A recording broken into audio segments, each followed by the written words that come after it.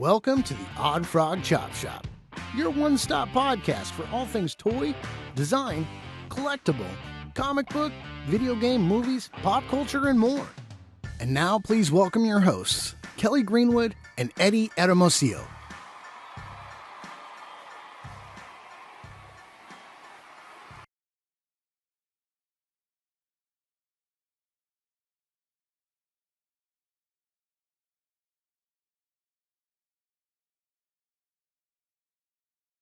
Sure, but we've got two very special guests with us today. We've got Axion Figs and Alias Fancast. What's up, everybody? We're excited to have them here today, guys. We had some snafus last week, and it just didn't work out for whatever reasons, and these guys were kind enough to come back on here with us, and couldn't be happier about it. So why don't we start out with you guys just talking a little bit about yourselves. Let everybody know who you are. I'm sure many in the community follow you guys, but let's start with Alias. And you want to just kind of briefly mention what why you're here and you're collecting and stuff like that. Just tell us a little bit about yourself. Well, I'm small time, not really big yet. I hope to someday. I collect action figures for fun. I was focusing on Fancast, but I don't really do that anymore. I just lost the drive to do it. But now my main goal is toys. I collect toys. I post them. I'm still a little self-conscious about posting the stuff, and I am customizing a little bit. But I stumbled upon Oddfrog after the Engine of Vengeance failed, and someone sent me a list of upcoming 1/12 vehicles, and that's how I found you guys. Oh, that's cool. Yeah, we were a little shocked when the Engine of Vengeance came out because we had been working on our car for like 6 months, and then Hasbro comes out with a 1/12 scale. How are we going to compete with Hasbro? So it was a bit of a shocker. By the way, guys, it's a beautiful sunny day here in Southern California. I'm sitting right under a skylight. I was up till 2:00 in the morning drawing on the comic book, so I'm wearing sunglasses today. But that's fantastic, Alias. Hello? And Axion. hello. Same. Oh, we can hear you. There we go. We can hear you. Okay. I was cutting out. Axion, same question for you. What got you into it? Tell us a little bit about yourself. Oh, I've been, believe it or not, I'm 50 years old, so I have been collecting toys since as long as I can remember. I don't think there's ever been a time in my life other than the 3 months I spent in basic training for the Army that I didn't actually have an action figure with me. So doing it a long time.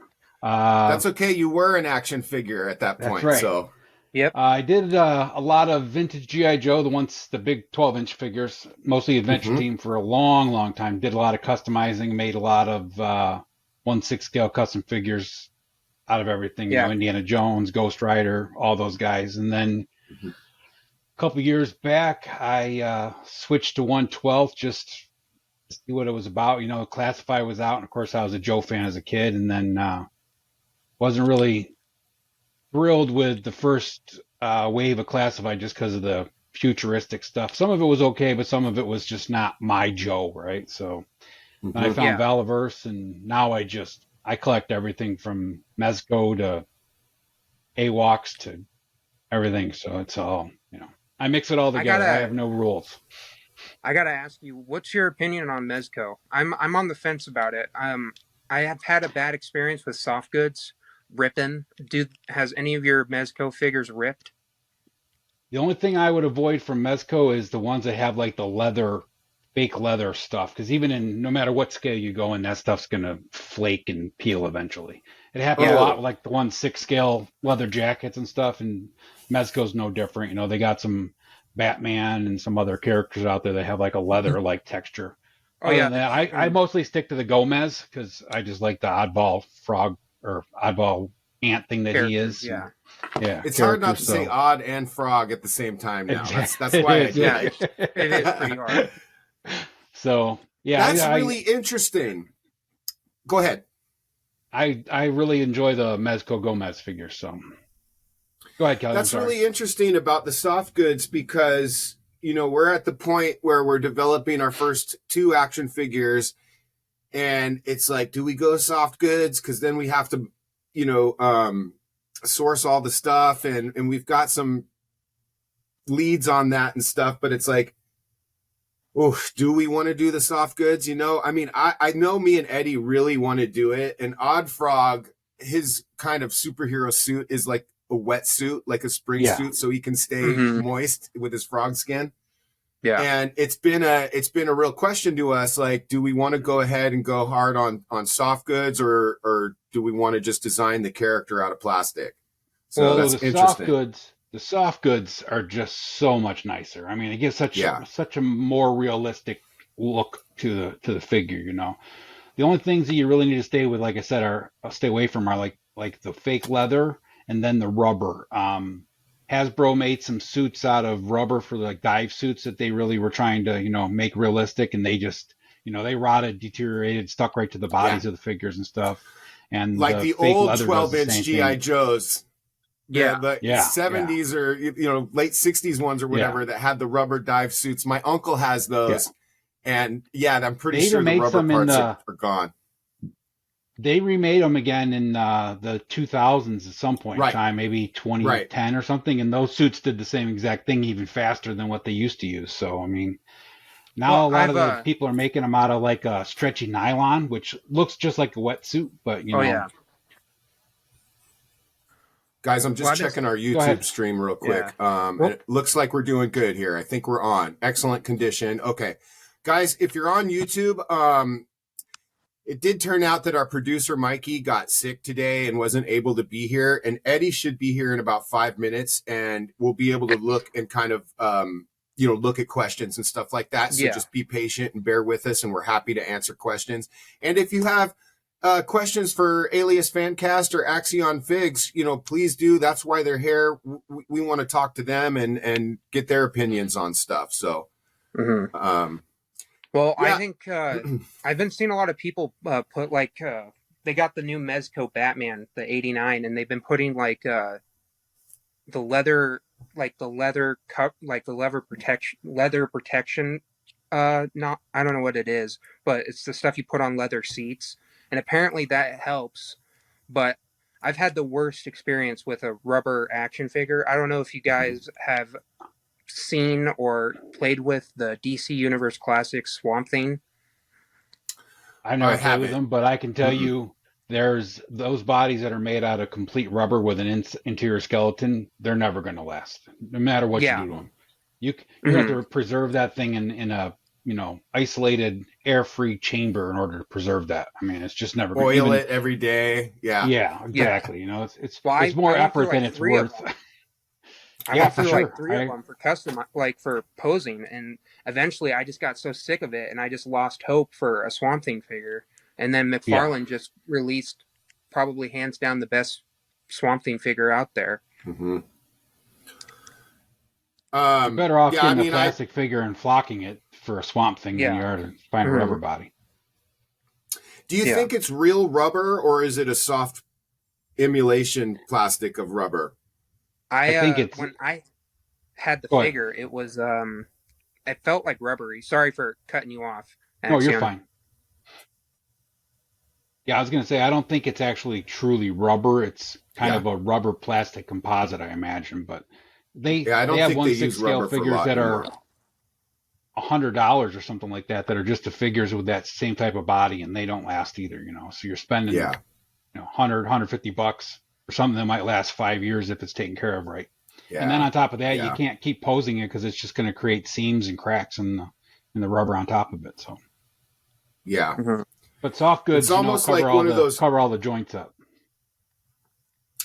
It's almost like one of those old toys that would come with the wires in it, and you could bend them so long, and then you just had one arm that was stuck out forever.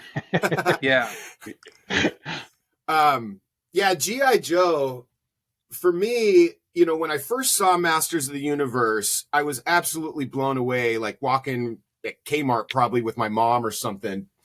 And when I saw that the characters and the colors and the box and the packaging, I was just blown away by the character design and stuff. Like, what is that? And, you know, I played with those for a couple years, but then when the 3 3/4 GI Joes came out, like, there was nothing else in my world. I mean, I think between my grandparents on both sides of the family, I probably had doubles of almost everything. Well, you know, the thing Is that we where had this you kind of picked it up, Axion? I started out, I was born in 73, so I caught the tail end of the original Joe, and then was into Super Joe, which only was around for 2 years. And of course, I had a bunch of uncles that were, you know, only like 10 years older than me, so they were into like the military original G.I. Joe. Yeah. So then when Real American Hero came out, you know, I was just all head first. But I did a lot of, probably my favorite line as a kid was the Fisher-Price Adventure People. But, you know, they were out from like 75 to 83. Fisher-Price was in Holland, New York, which is like 15 minutes from my house. So, I mean, my aunt worked there. My dad worked there for a while. You know, we used to get like mispaints and stuff. She'd bring home just tons of figures, you know, that were just missing, you know, missing a paint app, or, you know, paint was wrong, or, you know, the beard was all scuffed up or something. So, I mean, we just had, you know, fodder to, you know, destroy, you know, uses the bad guys for Joe.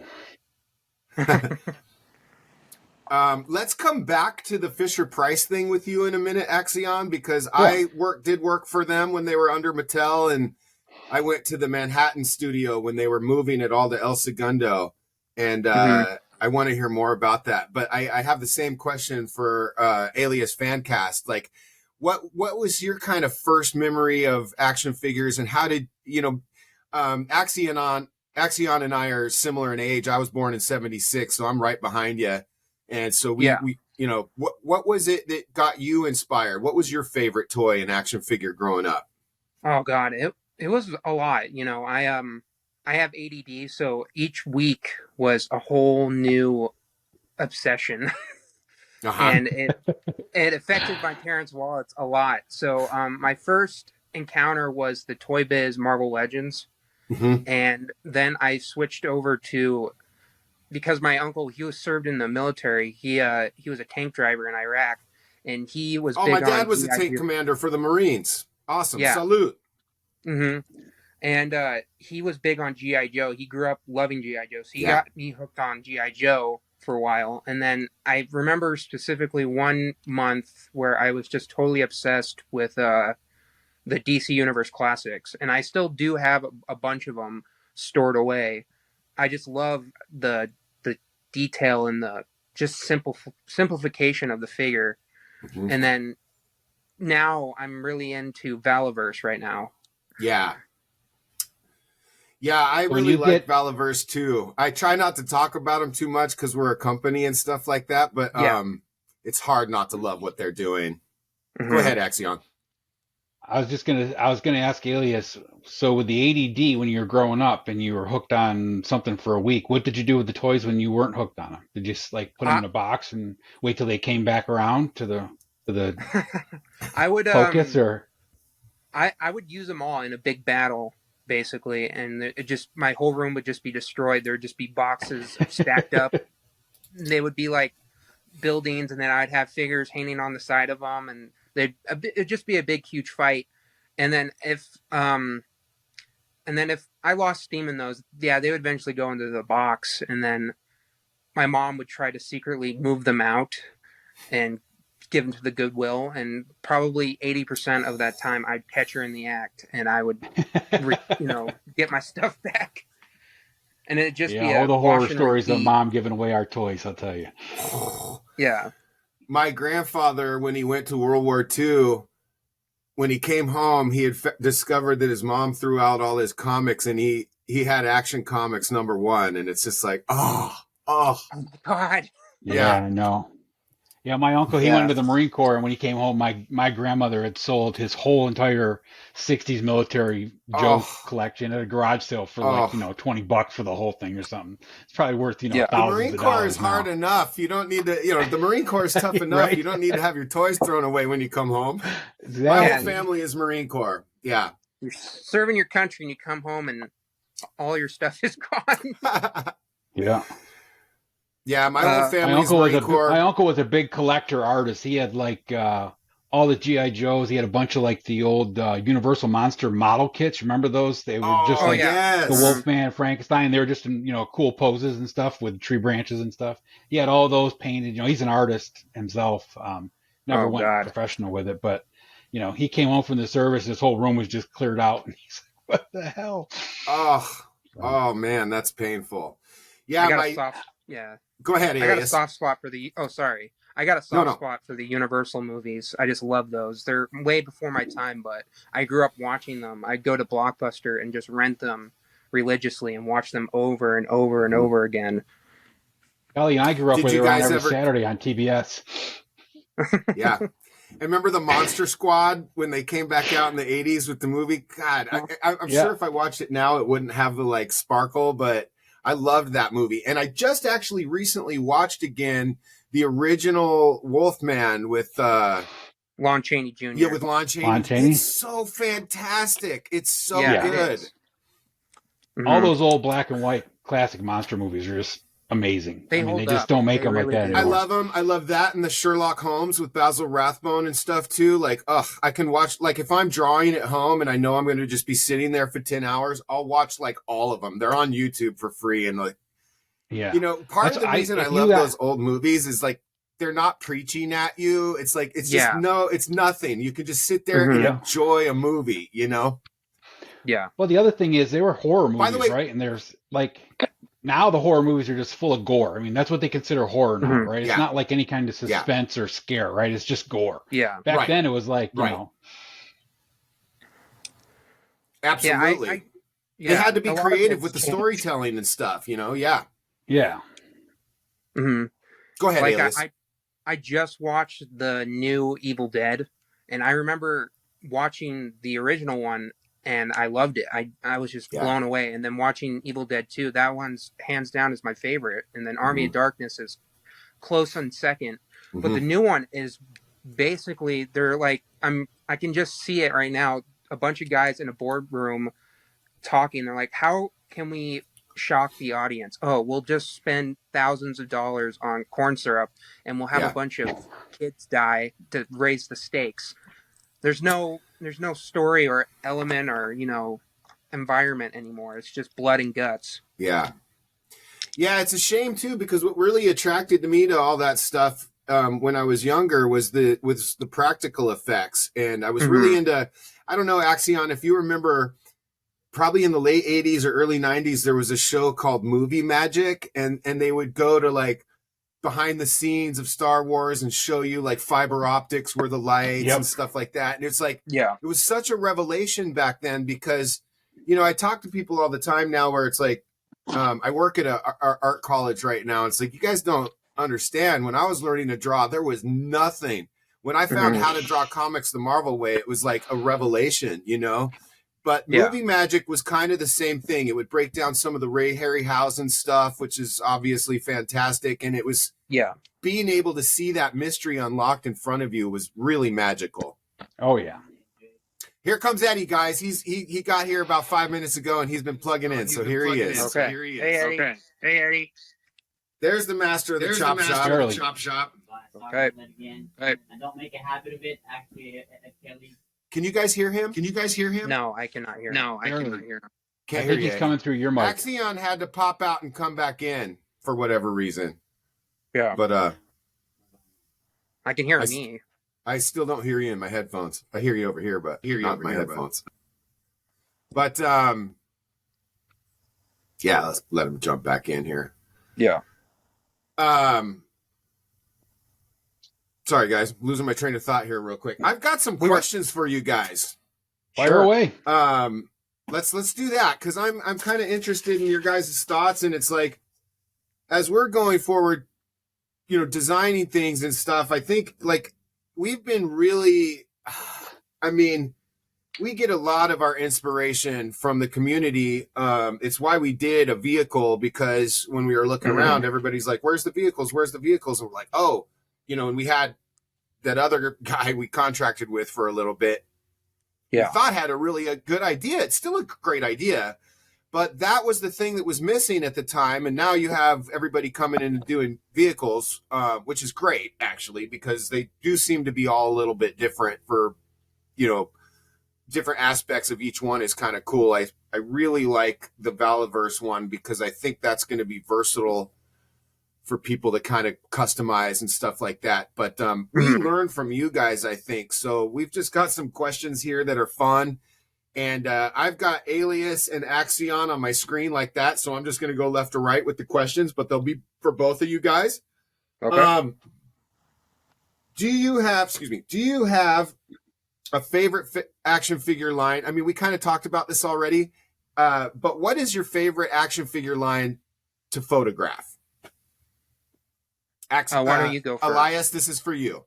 Oh, you want Axion to go first? Perfect. Yeah, well, I've seen his work. I just started following him, and I have to say he's got a real eye for talent. So I think he should go first. That's awesome. I appreciate that. Right now, I would say my favorite one to photograph was definitely Valaverse right now.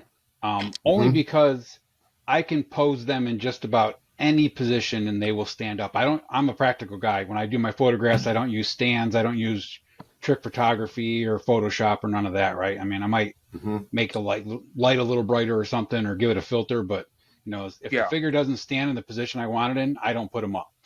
So them, and right now I'm been doing a lot of the AWOC and Mythic Legions too, which those guys are pretty nice, but they're more fantasy based, but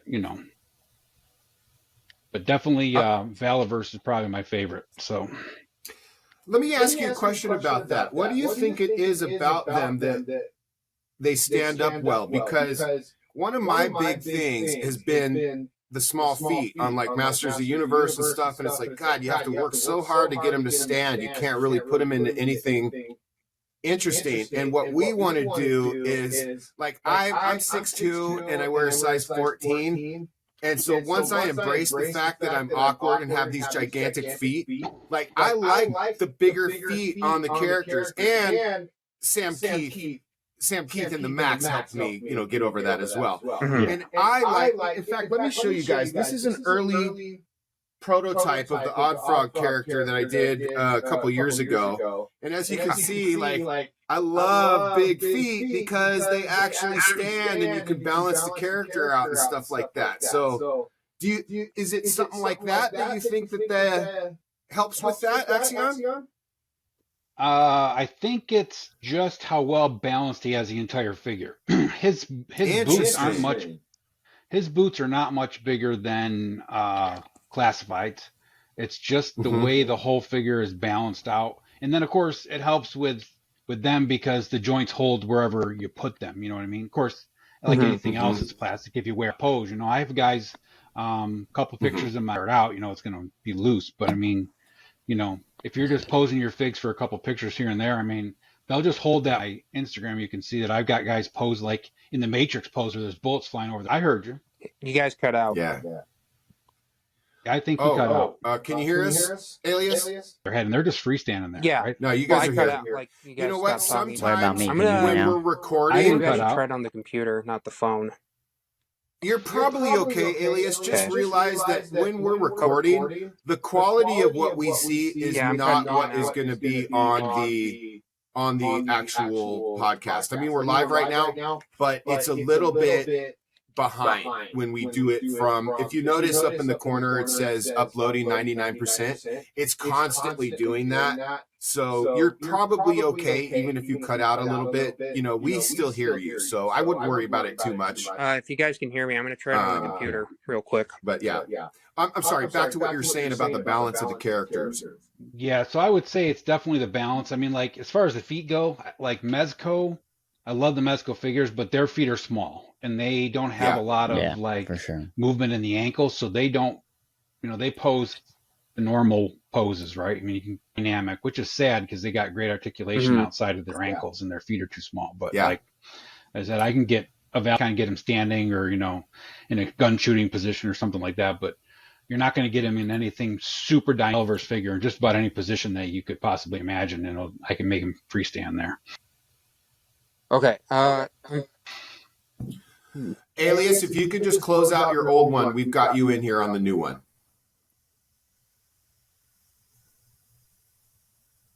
Can you hear us? I don't know. You I see hear him me, there. though. Eddie's That's the the big question. Eddie's the big Mezco guy in our over here at the chop shop. And Eddie, I'm just asking these guys some questions I wanted to ask today, and it's Yeah, like for sure, I'll man. probably ask Alias the same question when he pops back in here. But if you jump in at any point, brother. Hey, There you are. We hear you. I think you even sound a little bit better. Awesome. So, Alias, the same question goes to you, and I'll just remind you what it was.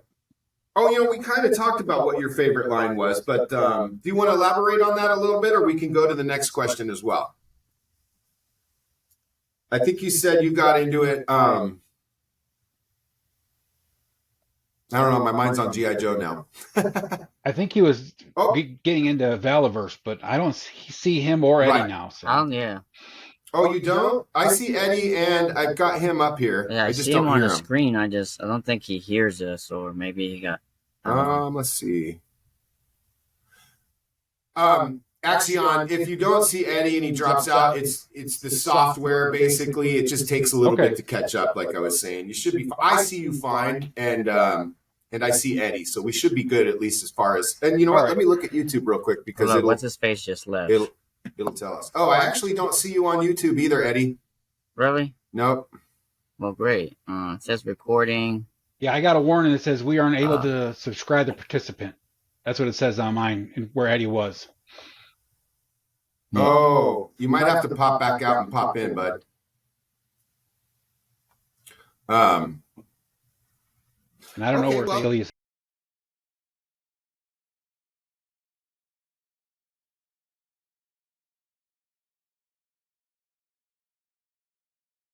Welcome back. learning We the just ropes. asked the guys what they're looking for in a 112 scale vehicle.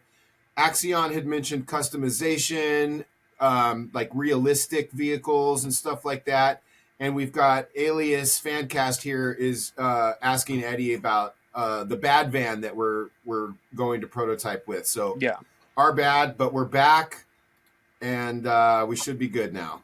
And it looks like we're on YouTube again too. So say hello, everybody, again. Yeah, we're Hello. back again. Sorry So for go the ahead, technical Alias. So Sorry, Axel. Go ahead. So the reason why I'm asking all these questions about the van is because mainly I've been focused on your guys' motorcycle and the Bandito. And so I have a couple of questions about the van, and that one of them was the command center. I suggested the command center, and you answered that perfectly, Eddie.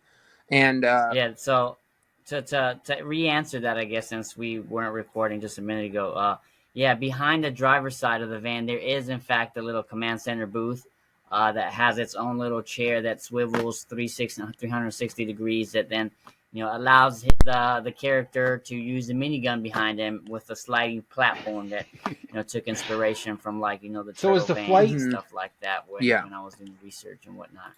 But there's a command center. There's like a gun rack. There's storage.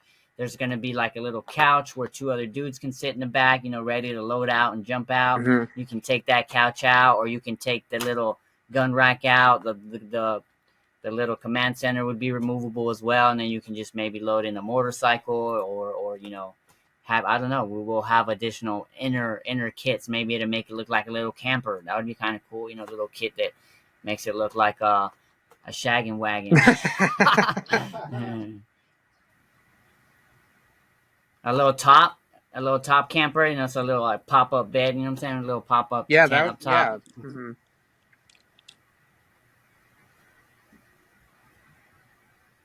Yeah, he can have the There big we go. the big wings. The Winnebago. Yeah. That's great. Lone Star. Kits, see, kits. It's all about the kits, man, and that's definitely what we are doing. And Yeah, and I would even go as far to say as we'd like to be able to take the minigun off the van and put it in the trunk of the Bandito. Yeah. We would like the parts to be interchangeable as much as possible, right? Some things not going to work, but we'd like the vehicles to have interchangeable parts. What we mean by action vehicles is exactly that. We want as much moving parts and much modular stuff that works together as possible. Hey, Axiom, I'm getting a note here. Yeah, it's based off like 80 something GMC Vandura, but I just got a note that popped up that says Axiom's browser is preventing recording. Please refresh the page. Can you maybe just he's on here. Let me look at YouTube real quick. He's on here. Okay. So, or at least so far, YouTube has a bit of a lag, but yeah. So to switch gears, I wanted to talk about the motorcycle. So, Go for it. for customization, are we going to be able to take the wheels out and switch it to an definitely. off-road? Absolutely. Okay. So for Yeah. the motorcycle, for sure, it's gonna be like just parts and pieces. Like we previewed. Kelly previewed something that he printed just to get familiar with 3D printing at work and what he's been playing with out there and working.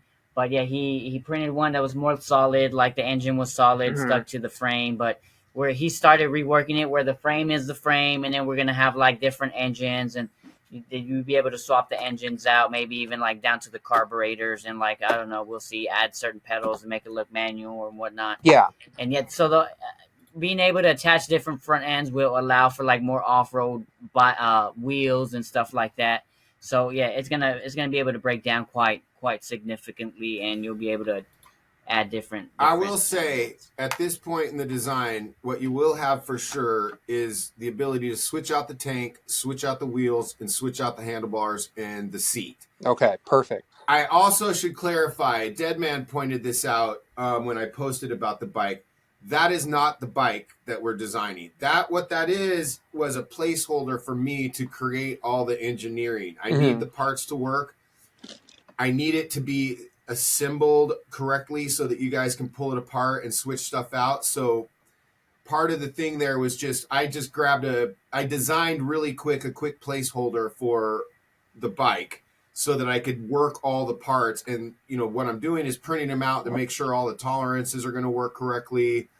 It'll be soft rubber tires again, but shout out to Deadman for pointing it out, because like sometimes when you're working on stuff and you're a company, you want to put stuff out there so people can see what you're working on, or at least we do, because we kind of had to put ourselves out there early on like that. But he made a great point about keeping it professional and stuff like that, and just if you're going to put out stuff, like take cryptic shots or something like that. But I do want to reiterate that is not the bike. We've gone so when we do the bike, it's got first of all, I know way more about motorcycles than I ever wanted to at this point with designing the bike, but it's going to have, I think, what they call a double carriage frame.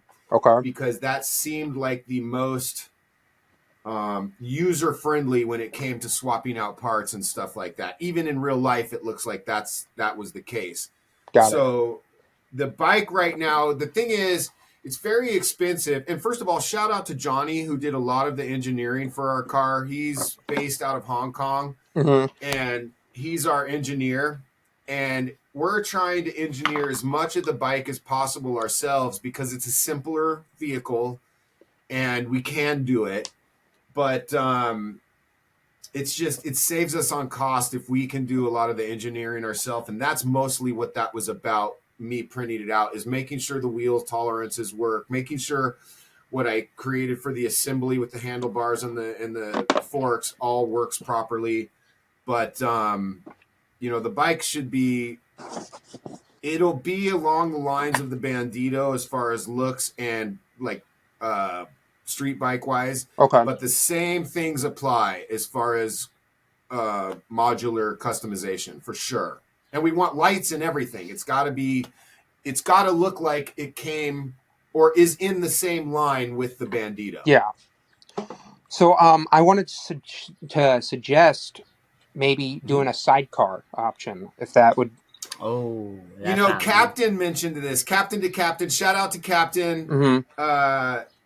he was the first one to come to us with that, and I was like, oh yeah, I mean, why not? If we can just, if all it is making some little design underneath the bike where you can clip on different. It sounds almost like even like a plug and play would be easy, like, you know, Yeah. a couple prongs. I will admit, some of them, like doing the research about sidecars, they're not the coolest looking thing, but some of the military ones, like the World War II stuff, is really cool looking. When I first reached out to you guys, I suggested the sidecar and with the option of putting the minigun on front. Yeah. Oh, that's right. I remember that now. Yeah. That's like an easy peasy design, you know. Mm-hmm. What were you?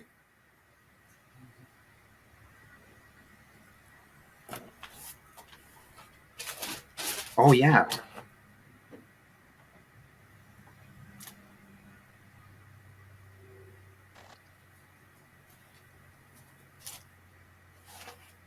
Mm-hmm. No. Right.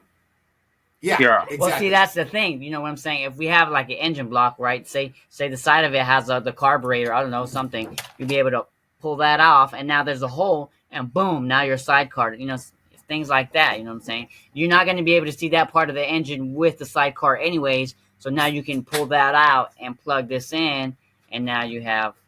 You know, there's always ways around things that that you won't normally see holes and things like that you would otherwise then see. Yeah. Oh, okay. He's back. Okay. So, I have some. Oh, go ahead. I wanted to ask if you could show the Oddfrog figure again, because when Sure. you showed it, and my screen was really fuzzy, so I couldn't see it at all. So this is an old school one, and there's a couple things I want to point out that I like about it that will carry over into the new design that I'm working on now. But this is kind of, I wouldn't even say it's the original sculpt. But And this is kind of what we're talking about with action figures. The Oddfrog green. Yeah. But yeah, this is basically him. Like I said, this is an older version. And really, the reason we like the idea of the soft goods is because we want to put all the detail that you don't see in there, and not have it covered up by plastic. And that way you can, again, go back to really customizing your own thing. This was sculpted with CX5 wax. There's a part of his knee there. It's like, it looks like ZBrush, the color of it, basically. Yeah. It's like a gray sculpting. This was Adam Bean CX5 wax, which I don't think they're making anymore. But basically what I did was I took like 1/8 wire or whatever, just that you get from Home Depot, and I built the skeleton. And what's important to me is kind of the shapes and the dynamic look to things. I like that he's posed in a dynamic pose. Mm-hmm. And once we have articulation, you can do whatever you want with them. But I think it has to look cool right in the box, like jumping off, sure. And then let people do what they want with the articulation. So the big feet. I wanted to ask, Go ahead. For articulation, are you going to do a ball peg or a ball peg articulation, or, Eddie, you want to talk about that? We're throwing it all in there. Ball pegs, swivel joints, you know what I'm saying? We're trying to Each do character butterflies. is probably going to be slightly different, because it's important for us to keep the essence of the character actually in the body. We don't want to do buck bodies and stuff like that. Yeah. We want you to be able to and Eddie's got a character. Our other character that we're developing right now is Jones Bones, who's dead. I mean, he's dead. Yeah. Which we could mention again and talk about, because the last podcast we talked about his origin story, and that didn't happen. So yeah. So why don't you retell the origin story? Undead. He is. He's kind of our first zombie. Okay, this would be great. If you guys don't mind, I'll tell a little bit about where we're at with the comic book and what the origin stories of both characters are. Hold on. Looks like...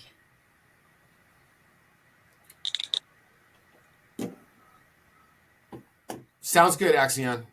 It looks like our YouTube is fine still, but go for it. So, as I was telling these guys on this last podcast that nobody got to see, The Oddfrog comic book is an amalgam of everything that I loved growing up as a kid and everything that Eddie loved growing up as a kid. We basically just put all this stuff we loved and created a story. Mm-hmm. So you could say Oddfrog is part Spider-Man, part Frogger, part Battletoads. Battletoads comes up all the time. Yeah. Well, I mean, he has a giant frog, but yeah, I'd say more from your description Toad, from frog. the last podcast. It's along the lines of I don't know if you ever saw this. It wasn't really popular, but Spider-Man Unlimited. Was that the MTV one? No, so Spider-Man, so it's basically Spider-Man gets sent to an alternate dimension, and you know the character, the High Evolutionary? He was just in the new Guardians movie. He has a counter-Earth, and everybody, it's futuristic, and everyone is So it's like part a what animal. if? Yeah, everyone's part animal, and then there's the... that sounds cool. Yeah, it's on Disney+. It's not a bad show. I got it just that. kind of... What's it called? Spider-Man You know what? I Unlimited. have to send Axion the new...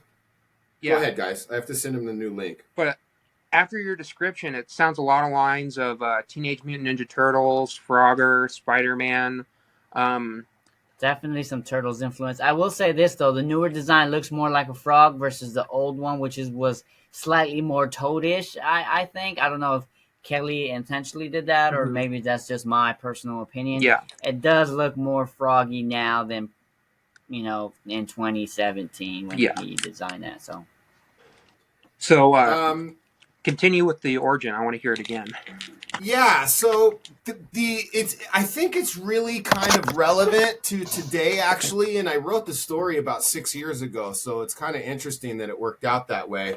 Oh, let's make sure when Axion pops up, if I don't see him, Eddie, let me know. Yeah, I think I get notifications too, so I might be able to let him in. But it's largely the plot is largely based around an AI system that kind of goes awry, and if you might think like 2010 with HAL 9000 kind of thing. So basically what it is it's slightly in the future from where we are right now. So it's a little bit, maybe 10 years in the future. Mm-hmm. What you have is Oddfrog. His name is Oliver when he's a human. He's a nano engineer. And he's working on this product called Vitamin 1, which essentially is going to be billions and billions of little tiny nanoscopic robots that you go and put into your system. And on a molecular level, they keep you healthy. They fix your blood cells. It's like, this is kind of theorized technology, right? Mm-hmm. So he's writing this algorithm, and he works for a company that has an AI construct called Carl. I think it's computer analytical logics and reason machine or something like that. Reason and logic. I have a whole thing for it. But the computer is the building that they work in, and it's constructed or has elements of nanofibers in it. So Carl, the AI, can be kind of present throughout the building, just manifesting himself with the material of the building as a nanostructure. So let me just check on Axion here real quick.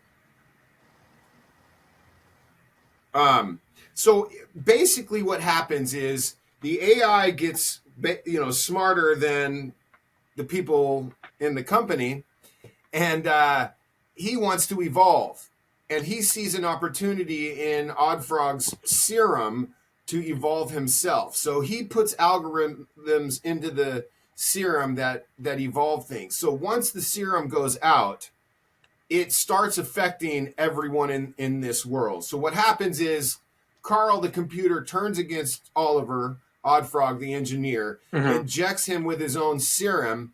And it's kind of like the last thing he was around was this frog in a laboratory that they were manipulating and stuff. So he takes on the attributes of that DNA, so to speak. So what the nano serum does is it combines all the best elements of whatever DNA it has at its hands, because that's how Carl, the computer, is able to evolve more. So Oddfrog gets changed into this frog, and the serum goes out into the world as a product before people know that there's a problem with it.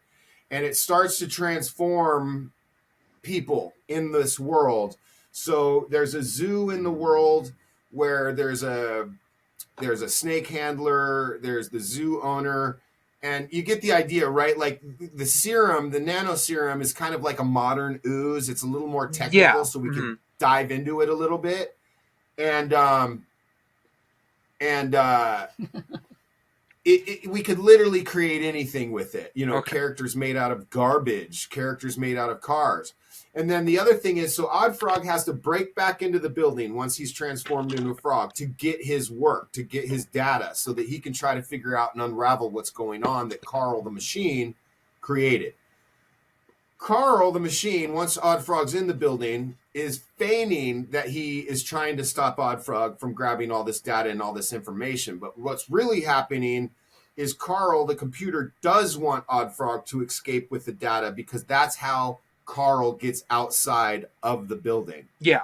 So that's basically the first story, all that stuff that happens in it. And it'll be like a 2-part graphic novel. So you'll have the first story, which we're done with, and then the second story, which is issue 2 in the same thing. So in issue 2, Oddfrog has to escape the building now. He's in there. Carl's with them. He's got his data, and he comes blasting out of the building in a very dramatic way. And once that happens, everybody goes after him, right? Everybody wants after him. Why am I not seeing Axion pop back in here? I got also a question real quick. So I'm just checking the YouTube real quick, and I don't know if it's because Alias doesn't have a video, but I don't see anything on here. Oh, no, he doesn't have video. It's That's just his voice. So it's just the audio will be I there. actually see Axion on YouTube, too. So is he in here with us? I don't see What am I missing? It says 4 people in here, too, but I don't see him. Is 3 in... Oh, here we go. It's in the lobby. Yeah, he's... Axion, if you can hear us, I sent you a new link on Instagram that should be to this particular one because it shut off and restarted. So if you can, try to go check out that link that I sent you on Instagram. So anyways, once Oddfrog escapes the building, it's an all-points bulletin. They're trying to find him. It's FBI, police, everything, right? Animal control. He has to... Yeah. Oh, God, that's good. I might steal that. So he has to steal away into this industrial area, and he ducks into a garage, right? Like the chop shop. Yeah. And he's in there, and you see lights outside, and he's trying to figure out what to do, but there's this mask thing, and he pulls it back and uncovers it, and it's the Bandito. Oh. So he jumps in there, and oh, there he is. Awesome. Great. We got Axion back. Fantastic. Think so. So he blows out of the garage. This kind of classic car chase ensues, and he's got his serum in the back of the car with him, right? He just threw it in. He needs his data. What we don't know, or what we find out, is that Eddie's character, Jones Bones, who's kind of like the CIA assassin guy, was killed and assassinated and thrown into the back of the car and covered up. As Oddfrog's driving through the city with this Bandito trying to get away from everybody, stuff's jiggling around, the serum falls and goes into the trunk and basically reanimates Jones Bones' dead corpse. Which is already rotten away, has been, rotten away for a couple weeks sitting in his trunk. Yeah. Oh, so it's it's pretty bad. Right. Yeah. Kind of gnarly. But I just got another notice about Axions that can't access his device. So I got to ask about the car chase. Does it kind of emulate the Blues Brothers, sort of, that car chase through Chicago? The cop. We still have to write it out, actually, I think. It's still just a work in progress. It's just a concept and idea. There's no details to the chase yet. Mm-hmm. But, hey, throwing it out there and putting it out there definitely helps us, come up so with basically I'm drawing out the first script right now, which has, I don't know, 10 more pages of art to do with the actual dialogue script. Mm-hmm. The second script I've started writing, and that's where we came up with this whole idea to introduce the Bandito. I think Captain was suggesting that again too, like, oh, you should bring the Bandito into the comic book, and it's kind of like a no-brainer, right? Yeah. Axion, if you can hear us, I think it just wants you to refresh your browser. Yes. Well, I'd love to pitch some yeah. ideas if you guys have time sometime. Absolutely. Let's talk about that in private, though, so that Yeah. we can be careful with that stuff. And actually, I'm going to send him another link right now. Or actually, he should be able to get in with the link I gave him. Yeah, it's the same. But the car chase, what I'd like to do with it, that's interesting with the Blues Brothers thing because, we have talked about, we do want to do a Blues Brothers style police car. We think there's a lot of opportunity for story. Yeah. Which is already in development.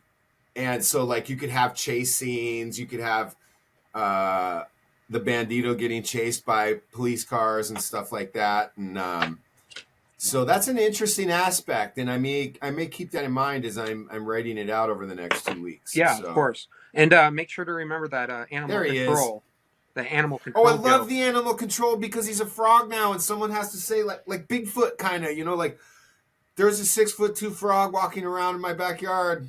Well, I got the kind of I don't know if you've seen this movie. It's called The Fugitive with Harrison Ford. By the way, Axion, we see you. You're back up and running. Awesome. Can you hear me? Yeah, we can hear you. Well, I kind of got the idea from The Fugitive, how Tommy Lee Jones is saying like, "Oh, I need you to check every outhouse." I don't know what the line is, but I just thought it'd be funny. Is like, if they're looking for the frog, the person who's in charge is like, "I need police, SWAT, army, animal control." Yeah, that is fantastic. I love that, and I'm gonna steal that. I'm just straight up telling you. Okay. I love the idea that animal control is involved.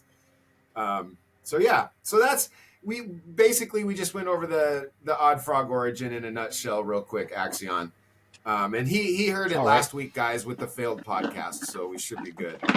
But I will take this opportunity to say that one of the things we want to do here and what we're trying to do at Oddfrog is build story into everything. We want story into everything. It's like, I think back now, it's like nobody thought Sonic the Hedgehog was going to be a successful movie when it first came out. Right? Yeah. But because it had story and because it had this meat you could bite into, you never know what can happen if you have a good story. So for us, story is paramount here. We want the Bandito to even have a story, and that's kind of where we're building it into the Oddfrog as well. So people have something to sink their teeth into. It's like everything that's great about Disney is, or was, depending on how you look at it, was that it had all this background and meat that you could buy into, and you could, it's this world. They created this beautiful world, and it's all based on story. And we want to do that same thing with our action figures and our lines of toys. That's kind of what the draw is to the Mezco Rumble Society. I mean, it's its own little That's what story, we're going right? for. I mean, that's what it is, right? Absolutely. Because then you have something to really sink your teeth into, and there's a reason to collect it because hopefully it evolves and the story is there to support the character. Go ahead, Eddie. No, yeah, it's a unique conglomerate of characters with all different backstories that I guess you normally wouldn't see in the same world, but I guess in the world like this Gomez verse you would, because it's just so unique and just strange that all these characters would go in a world like that, which is in essence what we're also trying to develop. But with starting with vehicles kind of like a base, action vehicles, and then introducing characters and story behind these vehicles to have that meat and potatoes and history that you would need to progress the line and keep that going forward. Yeah, and I will say so I was going to ask a question about the go Bandito. ahead, Axion. Okay. Well, the one question I was going to ask earlier, before I cut out when we started talking about the comic book, is what's the windshield going to be like? It's a clear plastic. It's going to be clear plastic. You can slide it in, slide it out. It has two. Is it going to be? You want to show it, Eddie? I can grab it. I mean, yeah. So the front windshield. Here, I'll grab it for you. Stay there. I got it. There's a couple of notches in the front. A couple of notches in the front of the car there. You see? Don't pull it, Kelly. Okay. And then you essentially slide it in, and it kind of with the paint. we have to adjust some of the tolerances to allow for paint. But yeah, you essentially slide it in here and it attaches with, a little bit more, pushing it down, a little bit more pressure. But yeah, it's definitely going to be a clear plastic, its own 3D. Not this one's 3D. I don't know, actually, this might be casted resin, but yeah. And then I was just wondering if it was going to be one piece like a lot of those vehicles have, where it's clear on the front, goes over the roof, and then down the back out the for the back windshield. Right? It's going to be You guys are doing separate pieces. Oh yeah, for sure. Front, back windshield. We have the little side mirrors to go. Yeah, we have two little mirrors. Not mirrors. Glass that goes here, and then one that goes here. Yeah. So we have them all separate pieces. That's why it's I consider definitely more like a model kit, because we have more pieces than your average. Yeah, and look, and he brought me like the door panel. So some of these details, it's a little dusty, but yeah, we're working on some of the details. But you know what I'm saying? It has like your little full wood top, your handle. Like this can be a little bit bigger, or even the smaller details like that door handle. You see, like that old school window device. Essentially. Right there, it wouldn't quite function because it would hit that door handle. So, those are things we kind of overlook. But, making those little details a little bigger and obviously sliding it over because it wouldn't fit. But also, old guys call those cranks. To swap out panels hopefully later, too. Like the inner door panels. Yeah. That's the wrong side. The window crank, that's what that device is called, Eddie. Right, I know. I mean, I use them, but people, I know it's called a window. I know what it is. No, I definitely use them. I was born in the 80s. Come on, give me some credit.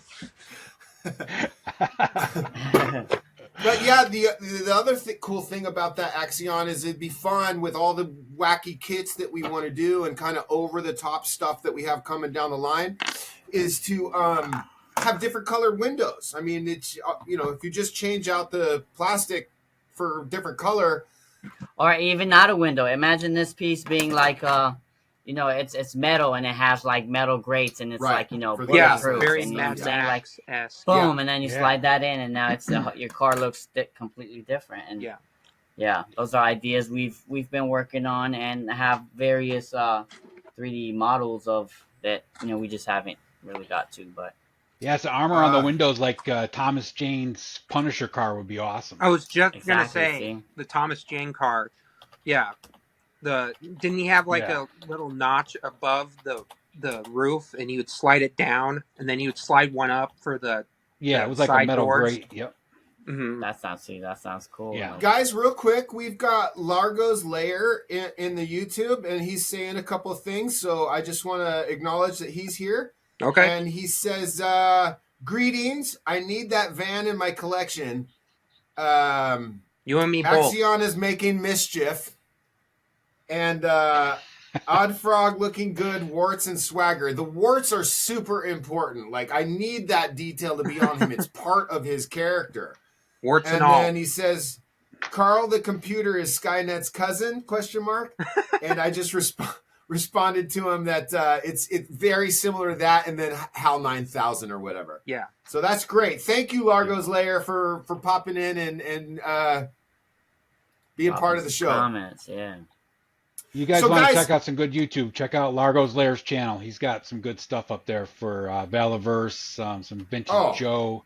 He has a couple podcasts that he calls the Infinite Playlist where he just talks about other YouTubers and their music, He's got a good channel. He's on a hiatus right now because he's in another country that's having a heat wave, so they're having their rolling brownouts and stuff. So his internet isn't exactly. Is it California? Quality, no, I'm just kidding. No, not that foreign of a country. They call them rolling brownouts, aren't they? Oh, that's fantastic. Well, they're blackouts, brownouts, whatever. Right? Oh my god. How do you guys feel? And this may sound like an odd question, but I've never been a big fan, and I want to get your opinion. How do you guys feel about sound effects in vehicles or in toys, period? Like, Axion and I were born in the 70s, and it's like, when those things started coming out, I thought they were so cheap, and it's like, I was proud of my sound effects and how I made my own sound effects. But what do you think about that? I say no to the sound effects. Well, I can tell you. Oh, Cool. yeah. Oh, you go I first, don't. Axion. I mean, if they're there, I probably never use them. So I mean, you Yeah. know, if you put the speaker in there and the buttons to push, I never use them. I mean, Yeah. when I got some toys back in the day when we were kids, they had the little flipper inside the wheel well, so it went as it, as you rolled it. I always cut those Yeah. things out because I couldn't stand it. Yeah. We got really good at making motor noises as kids. That's the fun part. Yeah. That's what I'm saying. I was proud of my laser noises and my gunfire noises. It's like I don't want all that in there. You got the General Lee and you're on a dirt road. You can still squeal the tires on dirt. I mean, that's impressive. Yeah. Go ahead, Alias. Well, yeah, those were never really kind of appealing to me because they wear out so fast. If you keep playing with them, you keep pressing the button, they will start to wear out. The batteries, the constant changing of the batteries. I am kind of past that. I wouldn't like that, but if you guys put one in, I'll still. We do have batteries only for lights. Oh, we're though. not. You're not. We doing don't sound have effects. sounds. Absolutely not. Okay, it's kind of good. why Okay. I asked because I see it coming up with other stuff, and it's like I never liked that stuff. I thought it basically what it does is it takes a nice product and makes it sound cheap, and I never really liked it. And I think like the Ramen again, I Racer don't is know what getting the sound use of it effects. is. If we're trying to go for like photography and stuff, Yeah. like what is the use of the sound for photography or display purposes? Somebody comes over and you're like, "Yo, check this out," and then you're gonna go push the sounds. I mean, I guess that's only the time you'll be using it, really. Yeah. Same with the lights, I guess, to a certain extent. But in photography, you will be able to use those lights instead of having to Photoshop them in and stuff like that. I think the worst part sounds. about those sound effects is some of them were really good. Like if you did press them, they're like, "Oh yeah, I can hear this vehicle making that noise." And then there are some that made no sense at all. Like I remember, I don't know what it was, but it was a helicopter, and you press this button, and it did not sound like a helicopter. It sounded like a speedboat. Yeah. Yeah, and it's part of the reason I asked.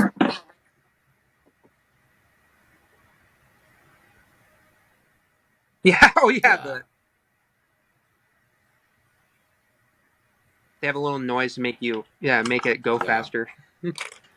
Yeah, and it's part of the reason I asked is because I knew, we know Ramen's doing it, and it's if it's done right, it can be really cool. But I'm just like, God, I'm not interested in sound effects. I'm just not. I'd rather make my own. Right. And then it randomly revs in between, yeah. Right. Yeah. Right. Exactly. Okay, let me ask you guys another question. And what kind of gear do you use for your photography? Like Axion, is there any special stuff you use? Do you do 4K? Do you have lenses? Do you use your phone? I mean, the phones are so amazing now. It's like you almost don't need anything. But I'm just curious because Eddie dabbles in toy photography. I really don't, just because I want to stay focused on what we're doing. But I'm curious about, like, could you give any tips about what kind of gear you like to use to other photographers?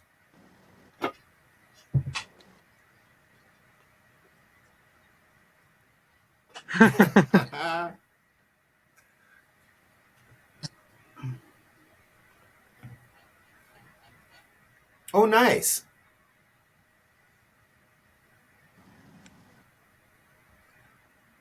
Yeah.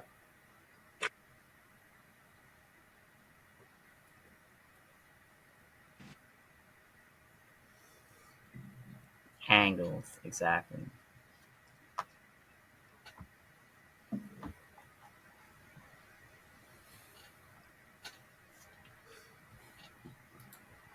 Yeah. Mm-hmm. And do you build your own? Yeah. I mean, you build them. That's what you're saying. Yeah. Oh God. Oh, wow. It's beautiful. Yeah, that's cool. Dang, nice weathering and stuff. That's really cool. That carving, that intricate carving is pretty dope. Is that like styrofoam? Or it's that pink foam from Home Depot, huh? Oh, foam board. Oh yeah. Oh, same diff, but yeah, that's the insulation foam. I contracted with Lowe's for a couple of years. And then Alias, same question for you. How deep do you dive into toy photography, and do you have any tips for anybody? Like, do you use anything special? Well, I'm self-conscious about my photos. I don't really post anything, It's We're kind artists. We know exactly what you're talking about. There are people out there that say, "Oh yeah, just post your art, man. We'll support you." And then there are those people out there who like to push your buttons. There always will be, man. Yeah. Oh, I just use a phone. Believe us, we know. Yeah.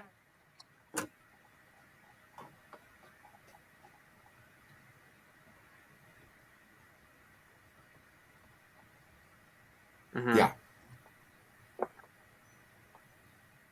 Yeah. Yeah. Yeah.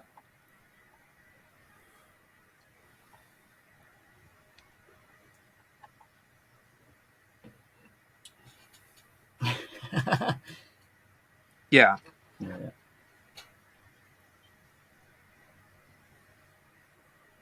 Wow. Then you have to take the camera and you go click and you drop off the camera at the store. Yeah. The whole camera. Yeah. For you. Yeah. That's how I did it. Mm-hmm. Yeah. Well, yeah. Yeah. Mainly, I just don't have the time. I'm working a job right now. But I use my phone, and then Thank you, Clanable.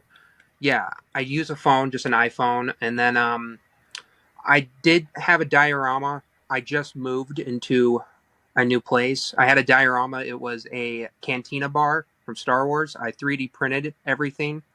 I got the files from God, I don't know who. You printed it in 1/12 scale? Yeah. Mm-hmm. Okay. Yeah. I don't know who made the files. I know he has a Patreon. I'm pretty sure everyone knows who he is because he's pretty popular. But yeah, I have that all set up. Interior. The interior. Cool. So like I have the booth, the entryway, the bar, the piping. Yeah, it took a long time to print.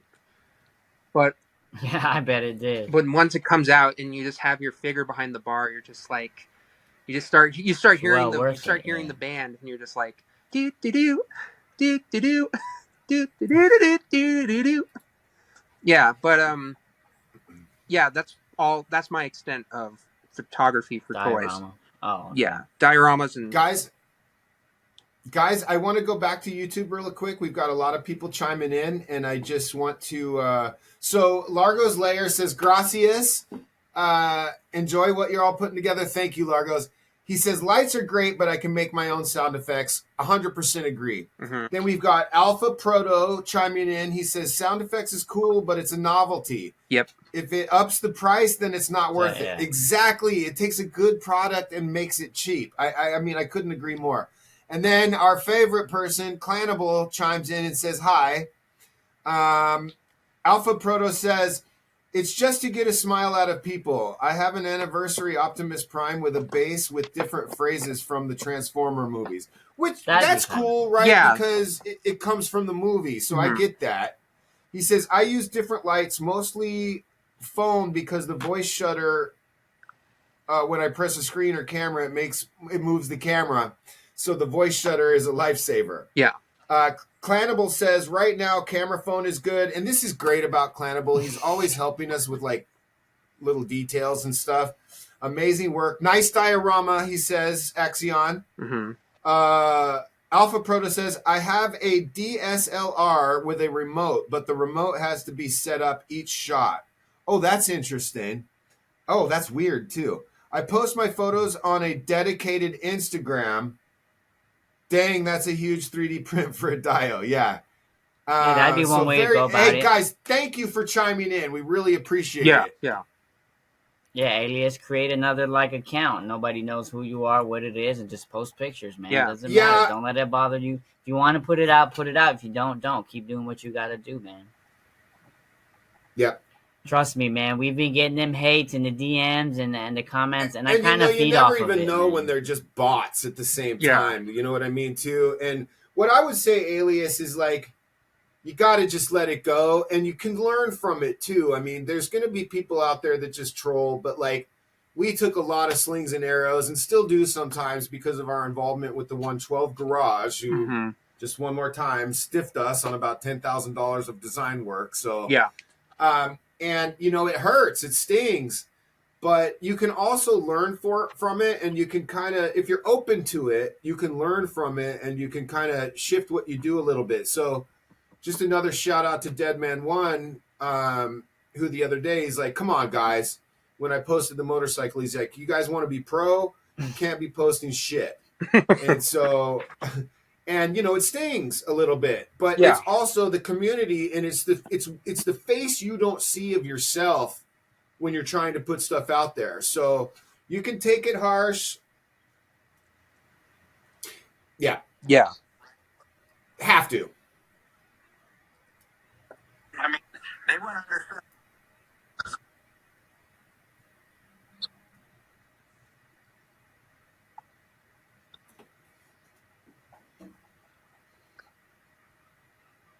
Yeah.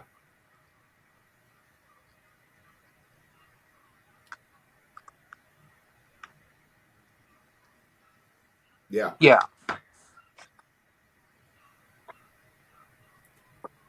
Yeah. Well- Yep, exactly. Well, I do have to Yeah. say, once I get a look at that, the Bandito, I will be posting pictures for sure.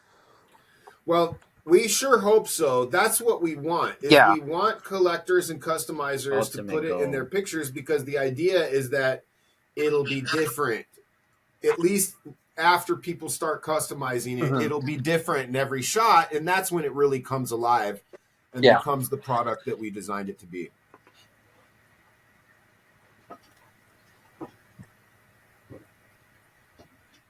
Oh, God, that's precious. That's so awesome.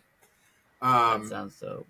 Yeah, and I mean, Well, I already have an idea for a really funny picture. It's I don't know if you guys collect those 1/12 Indiana Jones figures. I saw them. I Yeah. think they're like Hasbro. Yeah, I or- want to take a picture of Indy in the passenger seat in short round driving, and him Indy holding a beer, and have some police lights in the background saying, "If I get pulled over for another DUI again, I'm gonna be screwed. Short round, you take the blame."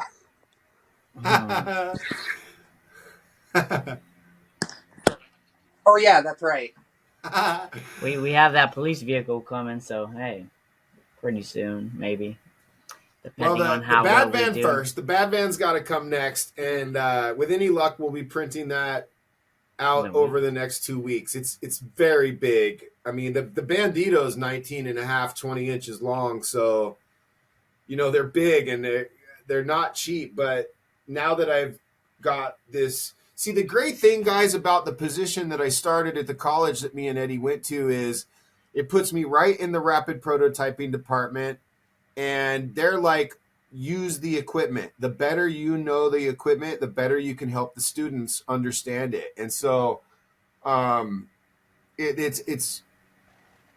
it's like I could work at home on all this stuff, or I could go work at the college where we have all this equipment to just try stuff and do stuff, and they want us to use it. It's So encouraged. you know, we don't have to pay $7,000 for a prototype this time and have it shipped from China for We just pay the $1,000. material at all cost. that stuff slows things down. So, you know, the more immediate we can get our hands on it and stuff, the better it is. So, let me flash back over here to YouTube and see what's going on real quick.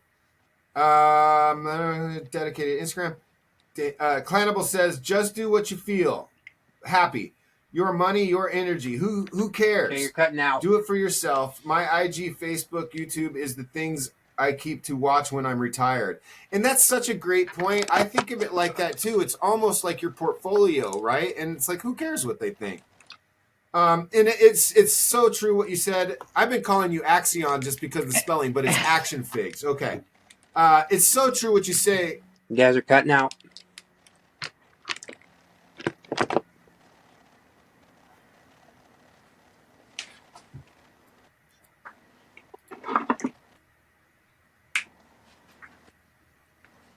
Okay.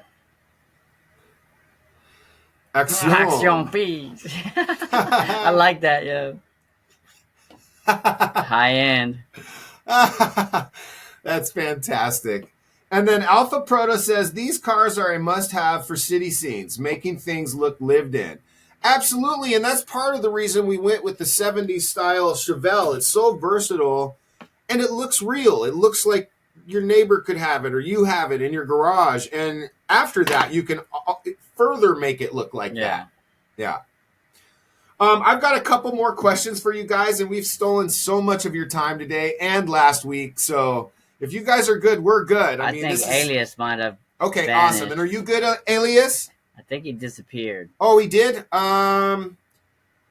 He might have got kicked out. He should be able to pop back in with that second link. You know what? Let me send him a link again real quick too, guys. Hold on 1 second.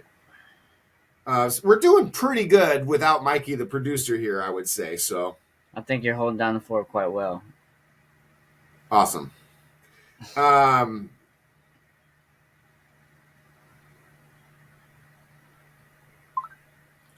Oh, wow. Okay. And then half of the show we weren't even recording, so yeah, that's Well, I think it was only about 10 minutes, but yeah. It was a little more than that. Was it more, Eddie? I think it was like 20-minute, 30-minute conversation we had, bro. Yeah, Mikey already said he'll put it together for us later today, so we'll get it up here on Aliases. mostly because Mikey would be the one that answers that question better. I'm kind of not necessarily happy with it, actually. But like when we lost your video last week, I was so irritated with it. But not really. It's just it seemed to be cost effective, first of all. And I think it was the live stuff for the price. It was just kind of a happy medium that we found at the time. I'm not necessarily in love with it at this point, but I will say this: StreamYard. Let me write that down.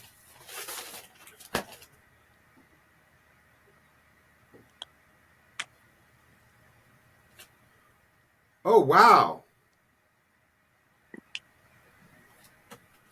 Oh yeah, and that's what we're paying. So that's look into that. That's right there. I am back. Fantastic. Sorry about that. We may do that. Yeah, exactly. And the Riverside has. I will say about Riverside, the thing that happens is sometimes it just dumps some of our stuff. I will say, when I've ever called them, their customer service is gold. Like, they're really nice people. They jump right on your problem, and so I do salute them for that. I feel like maybe the product itself is not like fully there or whatever. So yeah, I wrote down StreamYard. I'm going to check that out. Okay, next question. Here we go. Hey, you got notes. It was so bad last week. Looking- I'm like, I better have something going on. are we gonna do another one, or we're gonna have to redo this one because I keep No, cutting this out? is Okay, fine. good. Nope. Perfect. Mikey will splice this together for us. The two shows. It'll be as seamless as possible. Well, I would love to come back on the show. We will have you guys back on the show for sure. Thank you. For sure. I want to get a couple other guests in. I'd love to have on Captain to Captain, who suggested that we went live with this. So I want to have him on. I want to have Clanable. I want to have other people. Anybody who's willing to come on with us, we want to do. But I definitely want to revisit this with you guys because this is fantastic. I think we touched on this a little bit. What was your favorite toy growing up? So I'm going to skip that one. What was your favorite Saturday morning cartoon? And maybe this is more geared towards me and Axion because we grew up with Saturday morning cartoons. But what was your favorite Saturday morning cartoon that you looked forward to and had to be there with your cereal and just sitting there and watching it? Yeah.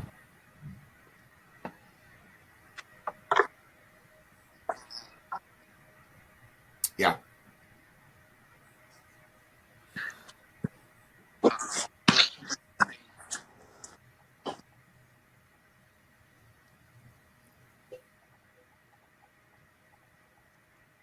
Oh, yeah.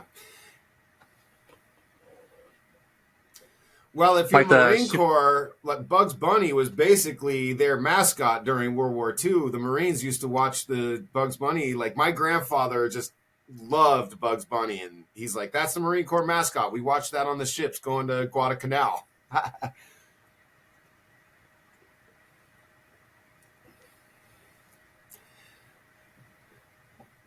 The Gremlins and their diabolical sabotage.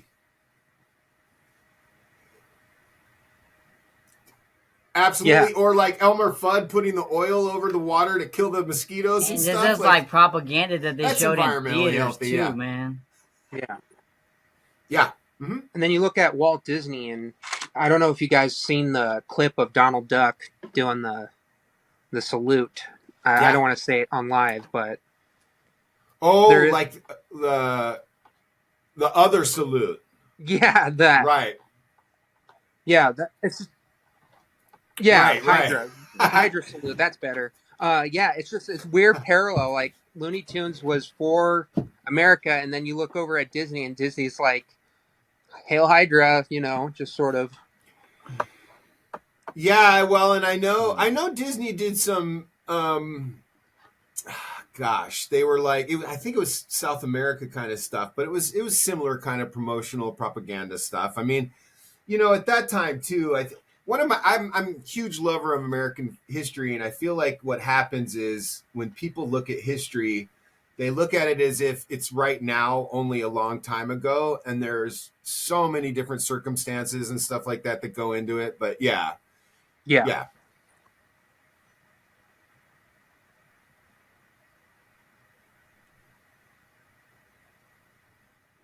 Exactly. Yeah. Yeah. The period piece. And it's history. It's a big chunk of history. I remember. It's real. It's real. If you don't like it, you still have to face it, Mm-hmm. And again, learn from it if that's the case. Well, I grew up right during that time where people were talking about banning books, and I remember a bunch of families at my school, they were really upset about how we were reading Huckleberry Finn. Mm-hmm. And I remember one of the I'm trying to remember how it went, but either way, just banning books, it's it was different back then. Yeah.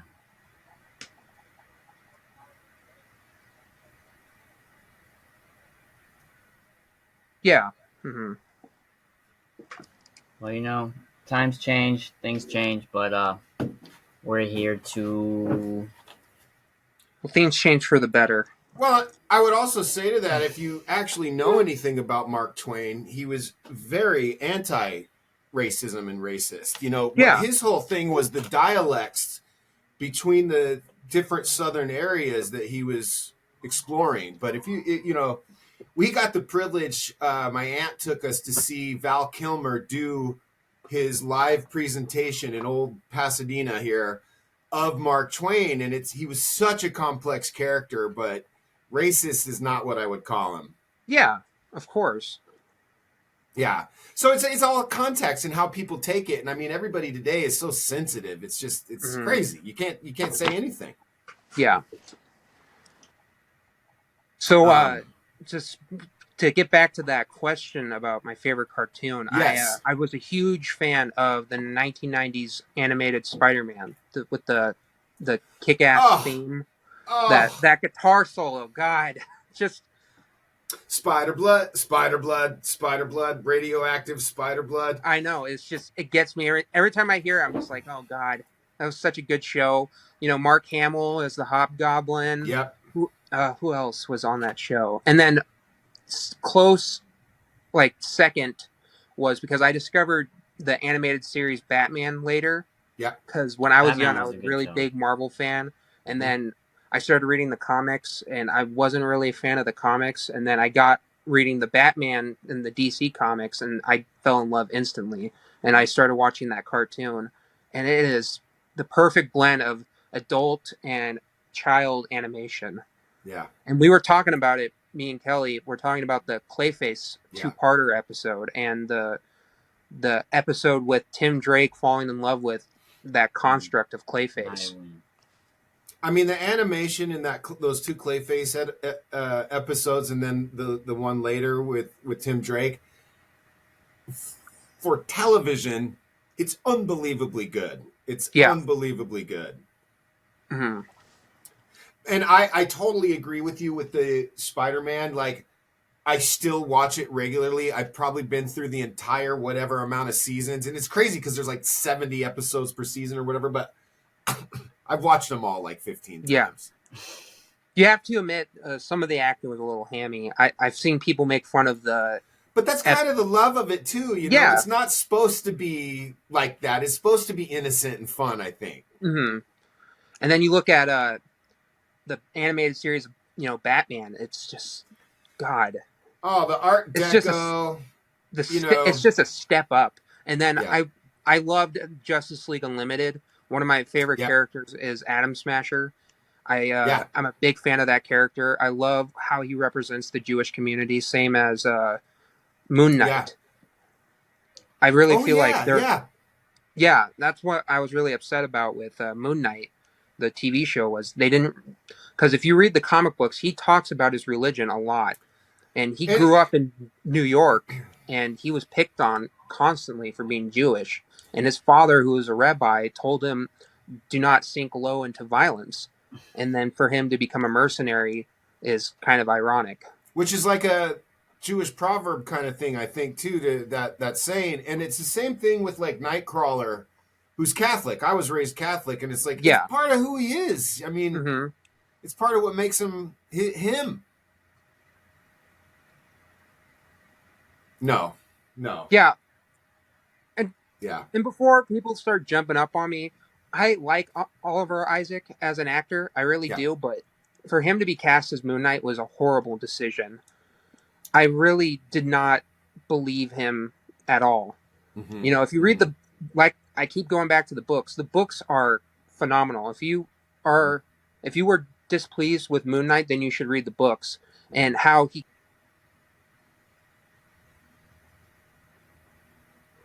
Oh, there he went again. But yeah, you know, it's too bad that we can't kind of talk about all these shared experiences. I mean, America is a melting pot. We always have been. This is why I don't understand the big freak out today. It's like coexist. That's what we've been doing for 200 years, you know? So for me, it's a shame we can't express who we are through our characters and through our stories and stuff like that. You know, I hope all this will go away someday. You know what I mean?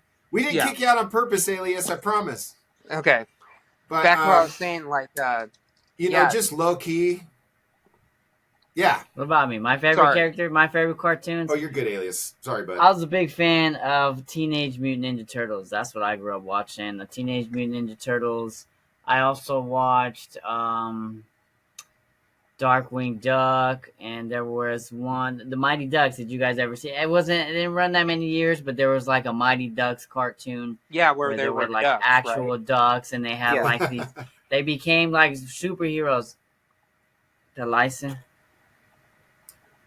Mm-hmm. Yeah, I love Darkwing Duck. Darkwing Duck. Yeah, Darkwing Duck was cool. See. Oh man, DuckTales. Disney owned my afternoon. I ran home from school. I don't know if you guys watched the Tick. The animated. Tick. I used to watch genius. the Tick. See, those were like genius. Definitely. Mm-hmm. Yeah. All right, guys, real quick, we've got some a couple more YouTube, and I just want to go back to these a little bit because these guys have been so great, and then we'll wrap it up here in the next 10 minutes or so, guys. But Largo's, let's see, Largo's Lair says StreamYard has been reliable platform. Okay, I wrote that down, Largos. I'm going to check that out.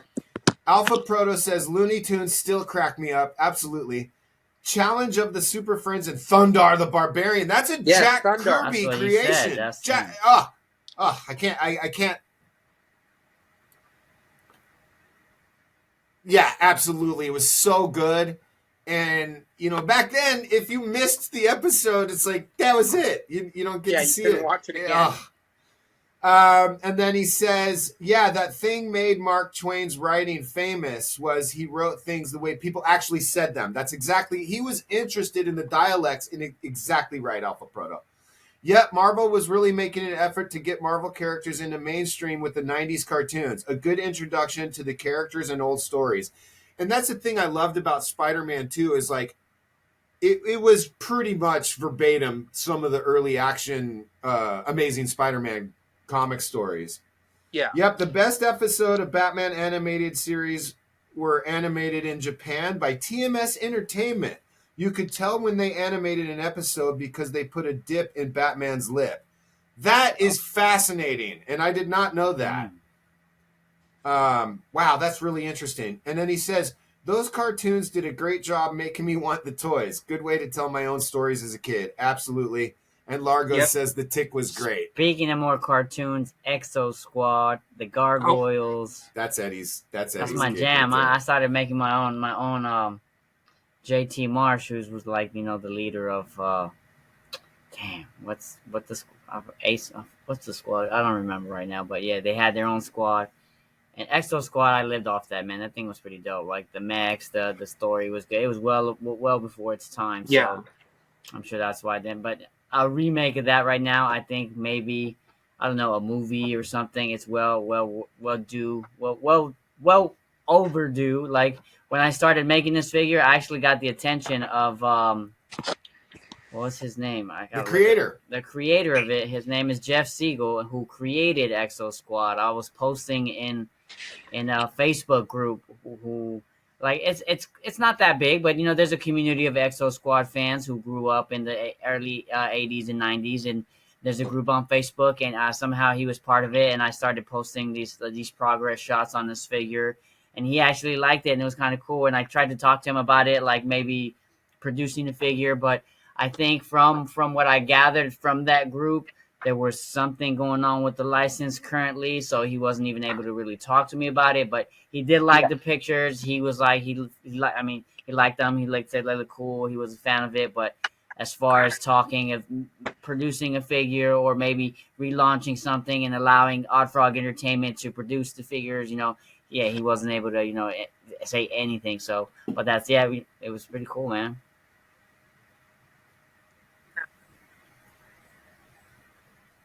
They did, yeah. I saw that. The toy and the cell company, yeah, I saw that. And they look very much like the ones that came out in the early 90s, which I would have gone with a more updated version, though. Oh, nice. But I get the nostalgic feeling, but, an updated 1/12 scale, more articulated, freaking rat mice dudes would be freaking rad, dude. Like, rad. Guys, I think we're going to ask one more question of you both, and we'll wrap it up because you've been so kind to sit here with us this entire time. For the second time, we've had a couple guests in the past, and guys, if you haven't checked out our Teenage Mutant Ninja Turtles writers and artists episode, we've got Paul Castiglia and his name is escaping me right now, but they worked on the Teenage Mutant Ninja Turtles Adventures comics for Archie Comics, and Paul is our colleague. It's a great episode, but we ask all our guests this question.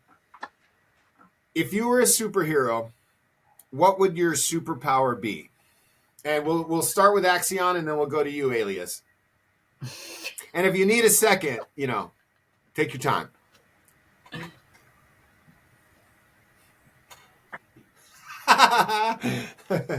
Yeah. Oh, it's out. It's okay. We put not for children on all of our videos, so.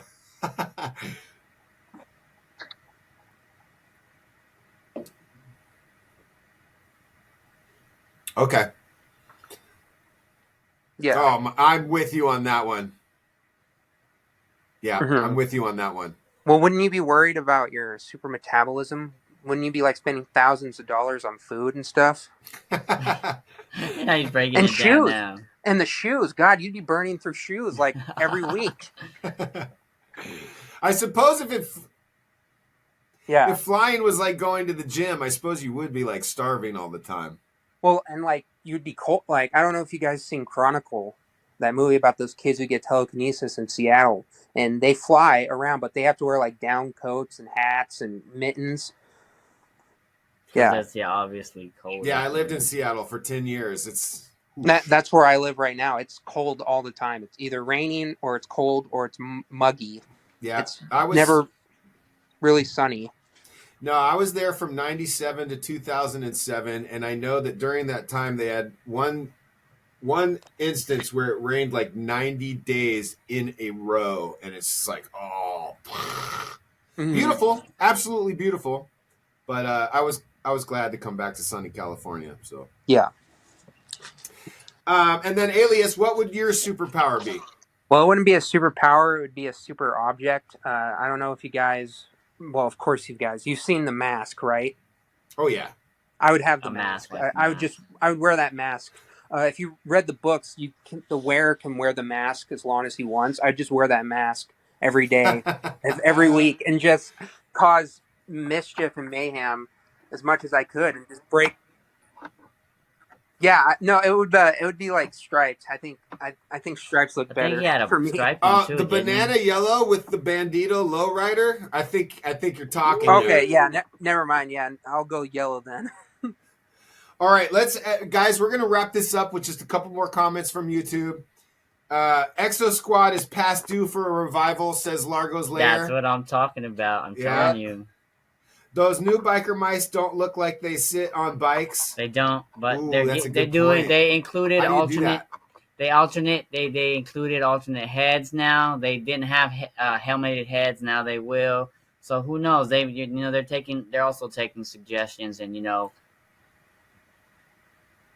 that's see, because they do look real stiff. They look like very limited articulated points, small amount.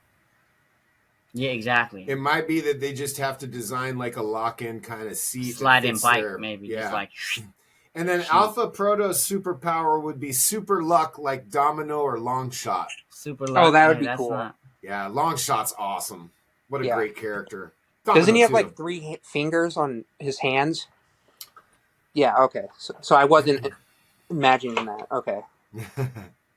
Well, On listen, that note, guys, we're gonna go ahead and call it here for the Odd Frog Chop Shop. But Alias Fancast, Axion Figs. I'm just gonna call you Axion Figs because it's harder for me now to go. to go action, change. yeah. Yeah. You guys have been absolutely wonderful. We appreciate you doing this, guys. They came back and did it again this week, so it's like we just appreciate you guys so much. And Axion, thank you for your service as well. And then Alias, guys, what can I say? Thank you so much for coming on here. Well, I'd love to come back.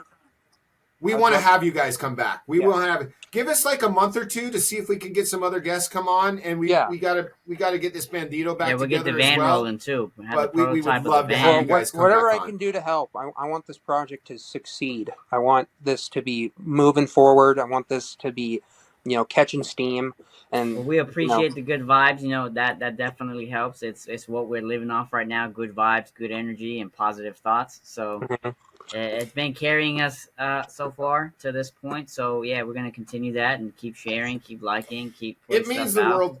Means the world to us to hear that, you guys. And it's our responsibility to keep this thing going. And it's like right now, the main focus is getting it out to YouTubers. Yeah. I'd like to contact that tattoo guy. I haven't even reached out to him yet. So if you're listening, bro, I want to reach out to you because he's in Irvine. He's really close to us. We could drive it there and leave it with him for a couple days, which is like, if we don't have to ship it, we don't have that 2 weeks downtime.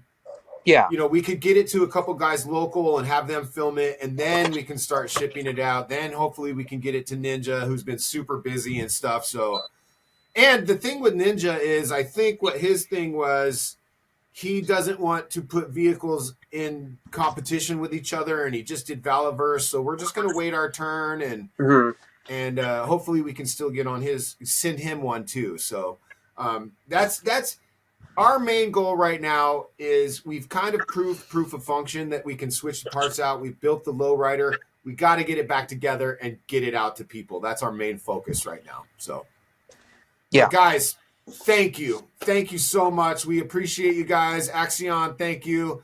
Alias, thank you so much. And guys, like and follow Alias Fancast. Like and follow Axion Figs. And we'll see y'all next time. And thanks for tuning in. Like and subscribe, guys. Like and subscribe. Hasta luego. Bye, guys. Now, guys, hold on real quick while it uploads after I shut off the recording, and we should be good. And Mikey will edit this out for us. Perfect. So here we go.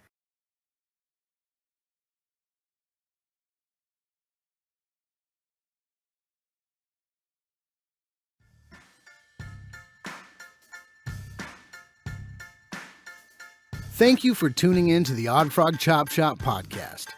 This episode is brought to you by MLCVoice.com and OddFrogEntertainment.com. Theme music is Burlesque Heartache by RKVC. Please remember to rate and subscribe. Until next time, keep creating and keep